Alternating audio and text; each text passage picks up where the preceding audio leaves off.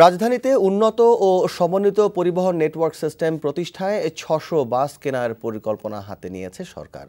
প্রধানমন্ত্রী শেখ হাসিনার সভাপতিত্বে অনুষ্ঠিত জাতীয় অর্থনৈতিক পরিষদের নির্বাহী কমিটি একনেকে ৫৮০ কোটি টাকা ব্যয়ে এ সংক্রান্ত একটি প্রকল্পের অনুমোদন দেয়া হয়। এ প্রকল্পের আওতায় বিটিআরসির জন্য ৩০০টি দ্বিতল বাস, ১০০টি একতলা এসি বাস, ১০০টি একতলা ইন্টারসিটি বাস এবং ১০০টি নন এসি একতলা বাস কেনা হবে।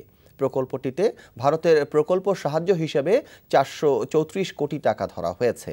বাস ক্রয়ের প্রকল্পসহ একনেকে ২,৮০৫ কোটি টাকা ব্যয়ে ৫টি প্রকল্পের অনুমোদন দেওয়া হয়েছে। এর মধ্যে মিরসরাইয়ের অর্থনৈতিক অঞ্চলের জন্য ১,১৬২ কোটি টাকা ব্যয়ে বন্যা নিয়ন্ত্রণ এবং নিষ্কাশন ব্যবস্থার উন্নয়নে একটি প্রকল্পের অনুমোদন দেওয়া হয়। এছাড়া অনুমোদিত প্রকল্পের মধ্যে রয়েছে জামালপুর মেডিকেল কলেজ ও হাসপাতাল এবং নার্সিং কলেজ স্থাপন।